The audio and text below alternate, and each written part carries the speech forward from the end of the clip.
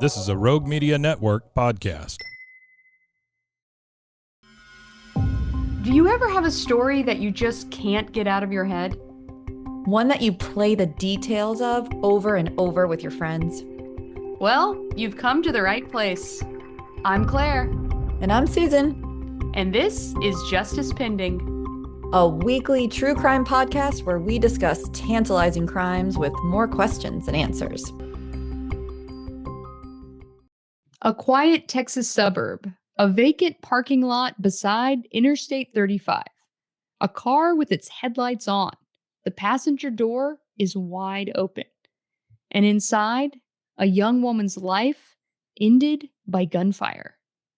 It was the first murder in the small town of Corinth, Texas in nearly 2 decades. No robbery, no obvious motive. Just a college senior, loved, vibrant, days away from graduation, found shot to death before dawn. And 8 years later, this case is still unsolved. Hi, I'm Susan. And I'm Claire. And this is Justice Pending, the murder of Amanda Clairmont. To understand the gravity of this case, you have to understand who Amanda was. She was 21 years old, a University of North Texas senior, majoring in business and religious studies, just months away from graduating. Yeah, I remember this case when I was working as a producer at 48 Hours on CBS, because this was just a completely shocking murder of a young woman at like the peak of her life, and she wasn't doing anything wrong. She wasn't in a dangerous place. And it made all the headlines, Susan. This was in People magazine. This was everywhere. And, I realized I had put this on my list of cases to track back in 2017. And I just went to check up on things to see where things stood. And I was so sad to see that this case has still never been solved. Yeah. And amazingly, today, as we record it, is actually the 8th anniversary of Amanda Clairmont's murder. Wow. Well, hopefully we can shine a light on it. I know. I really, as I was going through researching and getting ready for this episode, I found lots of local coverage annually as this case became, it wasn't solved initially. And then on the 1-year anniversary, the 2-year anniversary, and it really kept going for about 5 years. But here we are 8 years later, and no one's really talking about this case again. So I definitely want to make sure that we remember who Amanda was. She had this big, unforgettable curly hair. You can see it in all the pictures. It's gorgeous. People, her friends have said that you would hear her laugh and you would see the curly hair and you would just know like, oh, that's Amanda. She was a makeup artist. She oftentimes would volunteer to do people's makeup for free. She just had a passion for it. And there's a story that her friends like to tell about a bride who couldn't afford professional makeup, and Amanda stepped in and did it for her anyway. Yeah, there's also, everyone also said that she was kind, compassionate, and the type of friend, who showed up at 2 a.m. if you needed her, and the type of daughter who really treasured her family and the rare closeness she had with her father. She had lost her mother to cancer when she was 9. Oh, gosh. Yeah, that's terrible, Susan. Terrible. And everyone said that Amanda loved her life. She was in college. She would oftentimes go out with friends on popular Fry Street in Denton, where there was lots of dancing and laughing. And everyone said that she was just living life to the fullest. Yeah, so let's set the scene. It's November 18th, 2017. This is a Saturday night. And Amanda headed to that Fry Street to hit the bars in Denton, which is a staple of her university nightlife, like you said. And she, by all accounts, was a campus celebrity there. So always dancing and always smiling, very well known. And so sometime after midnight, she left. And what happened next is still unclear, but we know she never made it home. Early evidence and later a 2021 enhancement shows Amanda pulled into a vacant parking lot next to a Nissan dealership along I-35E in Corinth. Now, this is from security footage. Yeah, so you always love when there's a camera, Love it. right? Love. Because we have no clue where she's gone. We don't know where she could be. And then she pops up on a surveillance camera only because it's next to a car dealership and they have cameras in every angle in every direction trying to see if anyone's going to steal one of their cars, right? And so it happened to catch this footage of Amanda's car pulling into this vacant parking lot. And this is so bizarre because no one has been able to find a connection to Amanda in Corinth. Like, no one, she doesn't know anyone there. She doesn't live in that town. She didn't have any reason to stop there that anyone has ever been able to identify to this day. How far is it from where she was on Fry Street? You know, I'm not sure like the exact. I think it's not that far.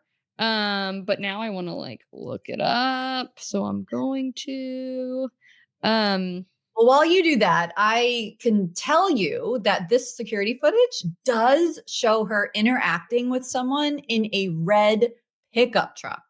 So yeah. originally this was thought to be a GMC or a Chevy, but later on they figured out that it's actually a 2007 to 2013 year red Toyota Tundra. So now we have a strange vehicle in a strange parking lot in a Yep. strange town.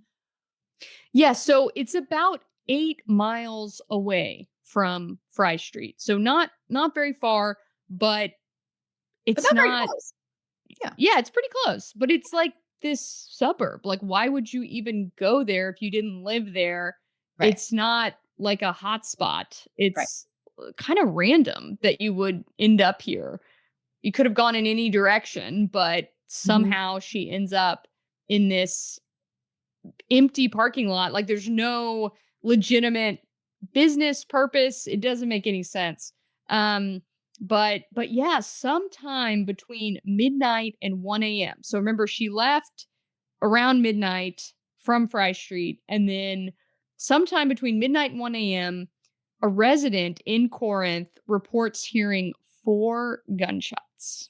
This resident also claims that she didn't hear tires screech or engines racing away, just the shots and then silence. So it's not until 6 a.m. on November 19th when Corinth police officers notice a suspicious car. And it's up against a fence in this vacant lot off the interstate. The headlights are still on and the passenger door is open. And that's where they find Amanda with multiple gunshot wounds. They pronounce her dead at the scene, and poof, this is Corinth's first homicide in 17 years. Yeah, this is not a high crime area. This is not a place where murders just pile up. This is something that shocked everyone. Of course, no one more than Amanda's father. He described the moment he got the call as the moment that his world collapsed. Oh, can't imagine. I know, it's so sad. And every November, he remembers her. I'm sure he remembers her every day, but he marks this anniversary, and it's just so sad to think that that's like how you have to live whenever you lose a child. Like, you're always going to be thinking um about what was lost. And I just don't think, parents are just not meant to lose their children. It's not supposed to go that way. And it's always so sad to see the families left, and especially whenever they don't know really what happened. That's right. It's horrible. But let's talk about the investigation at the time when it began. So Corinth Police Department, it's really the Denton County Sheriff's Office, the Texas Rangers, and by the way, they brought in the FBI. Everyone is involved early on in the investigation, which is wonderful. Yep. And especially for a small town, this was an all hands on deck moment that I'm thrilled to see that it Yeah. happened. Yeah, it started out with a lot of momentum, but right away, law enforcement faced big problems. They had no clear motive. They had no known enemies of Amanda. Nothing was missing. There was not a sign of robbery or assault. It didn't make sense, Susan. The crime scene does not tell a story that anyone understands. Right. In fact, Detective Carson Crowe said the hardest part about this case was that nobody disliked Amanda. Nobody had a reason to harm her. Yeah, I mean, police are casting a wide net. Like any good law enforcement investigation, they start as close as possible to Amanda and they fan out. And so they did look at potential suspects. She had an ex-boyfriend, but they couldn't confirm his involvement. They didn't rule him out, they said, but they found nothing proving he was there either. So there just isn't a lot to go on, Susan. And it's not for lack of trying. She was such a popular student. There were lots of people to interview, but nothing came up as suspicious and nothing was connected to this red pickup truck or to Corinth, Texas. Yeah, I imagine that the ex-boyfriend did not own or have access to a red pickup truck. So that's why Yeah. they weren't, bells weren't ringing there. But let's talk about that red truck. So it's the most important clue, I Yeah. believe, because Amanda didn't just pull into a random parking lot to be, I don't know, alone. She interacted with somebody and it's on camera, and she Yeah. interacted with somebody in that specific vehicle. Yeah, so you wonder, like, were they having a conversation? Did they know each other? Was there a fender bender? Wait, like what happened? Why was she talking to this truck? And why I can only think of like pulling into vacant parking lots. In my experience, I do it either because like I need to make a phone call and I don't want to do it while I'm driving, or I do it because I've been in an accident and I'm like about to exchange information with somebody. And it just makes me think, like, if she didn't know the person, why would she be pulling over to talk to them? But there isn't, they just don't know. I mean, her car, whenever it was found, it was up against this fence and, they haven't said that it looked like it was like in a wreck, but it obviously wasn't like in pristine condition. And sometimes these fender benders, you can't really tell. I don't know. It's just like Right. theories, right? Why is she talking to this truck? Meet the computer you can talk to. With Copilot on Windows, working, creating, and collaborating is as easy as talking. Got writer's block? Share your screen with Copilot Vision to help spark inspiration, and use Copilot Voice to have a conversation and brainstorm ideas. Or maybe you need some tech help. With Copilot Vision, Copilot sees what you see. Let Copilot talk you through step-by-step guidance so you can master new apps, games, and skills faster. Try now at windows.com/Copilot. With new, gentler scented Clorox disinfecting wipes, clean finally smells as good as it feels. On everything from lamps to ceiling fans. Even on your kid's toy shark. Oh, ouch. Clorox disinfecting wipes. Now available in crisp lemon. Find it on Amazon. Clorox. Clean feels good. Right. And, they narrowed it down to being a Toyota Tundra model. Yep. Like I said earlier, years, 2007 to 2013. But originally they said it was a Chevy Silverado. They thought it was a GMC Sierra. So I think too, that slowed down the investigation a bit because they were Yeah. looking for the wrong make and model. Yeah, definitely. And I mean, my goodness, a red pickup truck in Texas. Texas. Yikes, right? I mean, it could be a million cars. So that's not a whole lot to go on. And that's the thing. Everyone's always like, oh, great, there's footage, there's a camera. But it's so rare for the camera to be like strong enough, have the high def to Right. actually get a license plate number or anything beyond just the shape and color of the vehicle. Sometimes you don't even get the color if it's Right. raining or if it's really dark outside. Luckily, this is after midnight, but the lights in the parking lot were on and illuminated the truck so you could see the color, because sometimes you don't even have that much to go on, you know. But yeah, no one has ever come forward with information about this vehicle that has led to the driver being identified. There's now a $20,000 reward on the table from Crime Stoppers, and people are just hoping that someone has information about this, that for whatever reason they haven't come forward yet, that maybe now's the time. Yeah, I mean, it's 8 years later. I imagine that red truck is long disappeared. Yeah. So it would really be down to witnesses or a guilty conscience, Yeah. I imagine.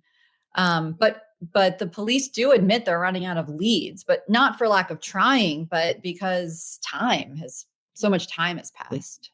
Yeah, in previous like reporting on this story, whenever reporters would ask law enforcement, or is this a cold case? Are you working on it? They would say, it's not a cold case. We're working on it every day.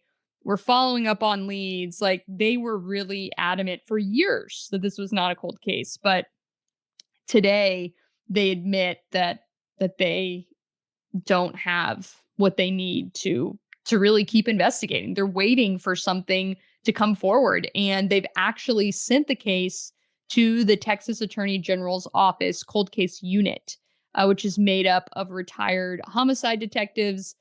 People in Texas really believe that this is one of the best places to get a cold case assigned because you have a lot of people with great experience in cases that are going to leave no stone unturned and to really put everything they have into solving these cases. And we hope that's what happens here. But gosh, it's so hard. It's so hard to think you can't just make up evidence if you don't have it, you know? And it just seems like they have so little in Amanda's case. I think they need to send it over to those college kids. They'll have it solved. That's what I like. Yeah, that's what I like to hear, Susan. Yeah, let's get that Arlington criminology class on it, right? Let's get it on. Right. So, I mean, yeah, you're right. The police chief has said, quote, sometimes you just run out of things to look at. But he also did say that justice hasn't been delivered here and it really bothers him. And of course it would, because Yeah. and so Yeah. much This lead detective has said that he thinks about Amanda's case every single day. And that's what you hope for, as, as awful as it is to think of something happened to someone that you love. The idea that the police wouldn't forget about them, that they would still. I've worked with so many different agencies and detectives and investigators, and the best ones are the ones that keep a picture of that victim in their office, pinned up on the wall, on their desk, that they say, I'm going to look at that picture every day until I solve that case. And I always just really respect like the vulnerability there. Mhm. Because this is one of those jobs that can just beat you down and you can get so jaded. And the idea that they still like want to solve it and admit like the struggles that they're having. I don't know, Susan. I'm still hopeful. I'm just a hopeless, optimistic person, I guess. But I do think there are a lot of good eyes on Amanda's case. Yes, and that has likely brought comfort to her father, who, I mean, he's just frozen in time at Yeah. 2017 and waiting for answers that, you know, hopefully will come, but haven't yet. Yeah, so let's talk about some theories. Like we don't want to speculate irresponsibly, but these are the theories that investigators have considered. The idea that this was like a random encounter with Amanda, that she might have met someone on Fry Street, followed them out here, or perhaps somehow came into contact with this red truck, um, during her drive. Of course, they're looking at the idea this was a targeted act by someone she knew. But I think if police had anything on that, this case wouldn't still be cold. The random, crime of opportunity, those are the hardest to solve, Susan, because there's no connection between the perpetrator and the victim. And so it's just really difficult to put the puzzle pieces together. So the idea that this was a crime of opportunity, someone saw this beautiful, vivacious young woman alone and did something terrible, that has definitely remains like a viable theory. The idea that there was some kind of argument that turned deadly, that's a possibility because she shot multiple times. I always think about, so this neighbor, this nearby, resident Yeah. hears these 4 gunshots, and they've always said that she was shot multiple times. I'm like, was she shot 4 times? Like, I wonder. Right. Right. Or, did some of the bullets miss? Or, it's just interesting to think about it. It does kind of paint a picture. 4 times. That's Yeah, a lot. And I don't think anyone has said that Amanda had a gun on her or anything. It's Texas, it's possible. But the idea that you're shot 4 times, it's really overkill unless the other person has a gun too. To me, the four gunshots is a lot. Yeah, but I mean, really, like, to break it down, it's that parking lot interaction that is the key to unlocking everything, because someone knows what was said, someone knows why she pulled over, someone knows why she stayed parked there for that amount of time. Yeah. And someone knows who fired those shots. The gun is literally a smoking gun here. So I don't believe that police have released information about the caliber that she was shot with or the type of bullets. That goes to that holdback information, Susan. They're waiting to see if someone actually knows something about the murder. So they put out, Denton County Crime Stoppers is offering the $20,000 reward for information that leads to an arrest and prosecution in Amanda's case. And, it's important to remember that tips can be anonymous. That's right. And that number, so you have it top of your mind, is 1-800-388-TIPS, which is 1-800-388-8477. Yeah, justice, doesn't have an expiration date. We talked about how there's no statute of limitations for murder, Susan. That's right. That's great. There shouldn't be. Yeah. And, somewhere out there, the person responsible might just be listening for footsteps behind them. Maybe they think that knock on the door is coming. Maybe they convince themselves the case is forgotten, but it is not. That's right. Her family remembers, her friends remember her, and now so do you. Thanks for joining us on another episode of Justice Pending, and we'll be back next week with an all-new case. Justice Pending is recorded in Dallas, Texas for Rebel Studios. It's hosted by me, Claire Sanamaw, and Susan Passoni. Our theme music is Bending Truth, licensed at premiumbeat.com. We appreciate all listener feedback. Leave a review wherever you're listening right now, and we might read it on the air. Thanks for joining us.